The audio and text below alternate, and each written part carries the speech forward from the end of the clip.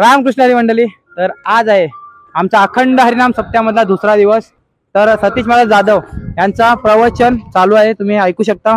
माझ्या बॅकग्राऊंडला तुम्हाला आवाज येत असेल आणि माझ्या पाठीमागेच आमचा समृद्ध असा गाव, त्याला लाभलेली अशी आमची केशरी खाडी, त्याच्या पाठीमागे आमचा आहे अरबी समुद्र।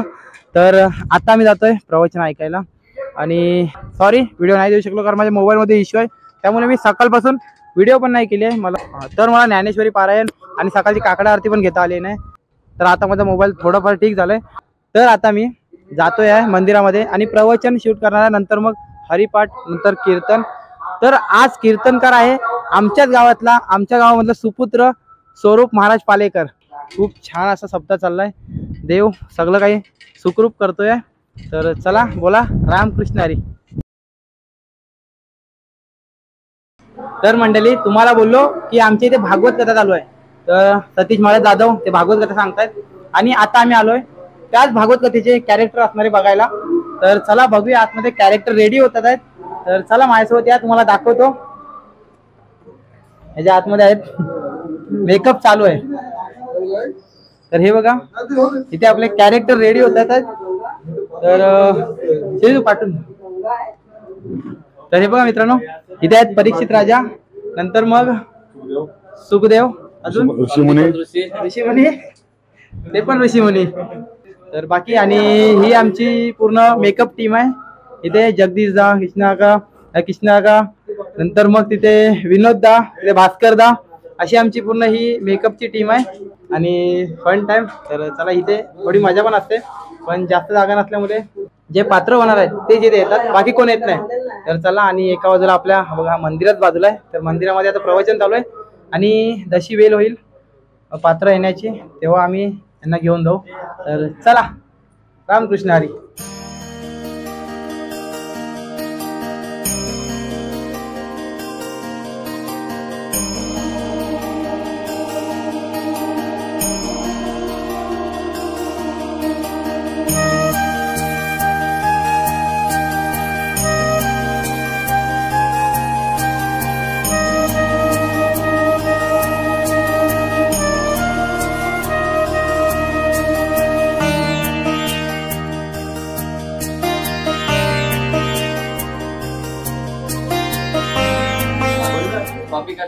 तर मित्रांनो, तुम्हाला मी पात्र सांगितले कोणती कोणती आहेत, त्या पात्रांच्या आतमध्ये कोण आहे ते सांगतो आता तुम्हाला। तर हे ऋषीमुनी झालेत, ते गण्या का, त्यांचा फोटो येत असेल दुसरा रिअल फोटो। नंतर हे आहेत बाबा, बाबा म्हणजे माझे वडील। नंतर मग इथे आहे मिलिंदा, ज्यांनी आपल्याला काल मस्त की सुंदर असा इंटरव्ह्यू दिलाय, ते आहेत। तर हे मिलिंदा, नंतर मग हे त्यांचे सुपुत्र ओम। तर दोन आता ऋषी आहेत, संन्यास घेतले दोघांनी पण।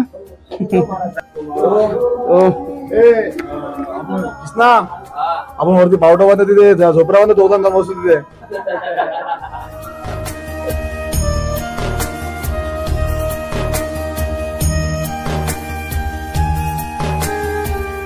तर मित्रांनो, तुम्हाला आम्ही इथे पात्र करतो ती रूम दाखवली, नंतर मेकअप करतात त्यांना दाखवलं।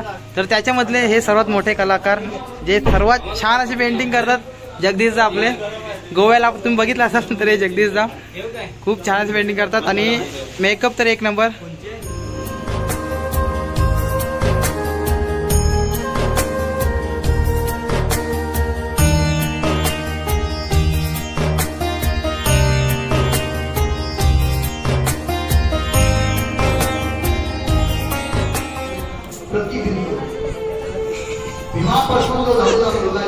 हे प्रीती आजोबाजवळ अजिबात राहत नाही, तिने ओळखलंच नाही बाबा म्हणून।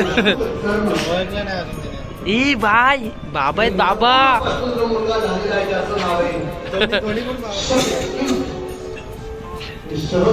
ती बघती बघ।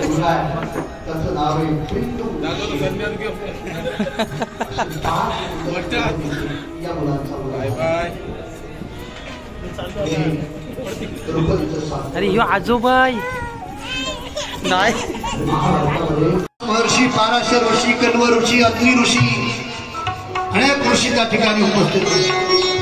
महाराज परीक्षित आणि सुखदेवजी महाराज त्यांचं मिलन या ठिकाणी होणार आहे। सुखदेव महाराज राजाच्या महालामध्ये त्या ठिकाणी विराजमान झाले. मृत्यूच्या भीतीने व्याकुळ झालेला माझा महाराज परीक्षित साधूंना पाहण्याबरोबर साधूंचे चरण पकडण्याकरता सुखदेवांचे स्वागत करण्याकरता जवळ येतात. आणि राजा परीक्षिताने सुंदर त्या ठिकाणी सुखदेवांचं स्वागत केलं आणि सुखदेवजींना नमस्कार केला. सुंदर आसनावरती बसवलं आणि राजा परीक्षिताने महाराज सुखदेवांना प्रश्न केला, महाराज माझा मृत्यू 7 दिवसात होणार आहे, मला काहीतरी उपाय सांगा. हे 7 दिवसाचं अनुष्ठान म्हणजे श्रीमद भागवत कथा आहे. आणि 6 प्रश्न राजा परीक्षितानं सुखदेवांना विचारले आणि त्या 6 प्रश्नामध्ये संपूर्ण भागवत कथा सुखदेवजीने राजा परीक्षिताला सांगितली. आणि हीच कथा आपण ऐकत आहोत. कृष्ण भगवान की श्री सुखदेवजी महाराज की राजा परीक्षितजी महाराज की श्रीमद भागवत महापुराण की जय. सर्वांनी मोठ्या प्रेमाने संतांच्या समावेत भगवंताचं भजन करायचं आहे. हरे राम हरे कृष्णा हरे राम हरे कृष्णा हरे राम हरे कृष्णा हरे राम हरे कृष्णा.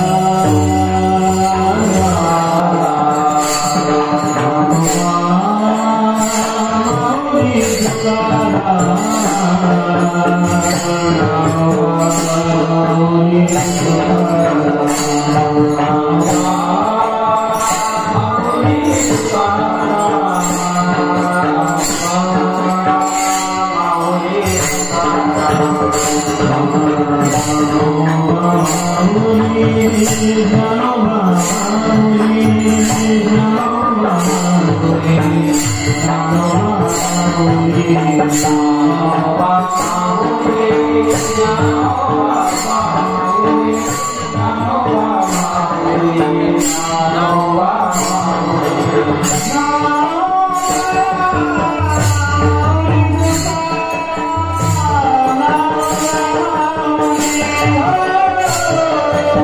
रामकृष्णारी माऊली बघू शकता दादा फुल सेट एकदम रेडी झालाय. मी पण फुल सेट एकदम रेडी झालोय. तर चला आता चाललोय कीर्तनाला. कीर्तनाची वेळ झाली आहे, वाजलेत 9:15. तर तुम्हाला मगाशी बोललो तर आज कीर्तन आहे स्वरूप महाराज पालेकर आपल्या गावचे सुपुत्र.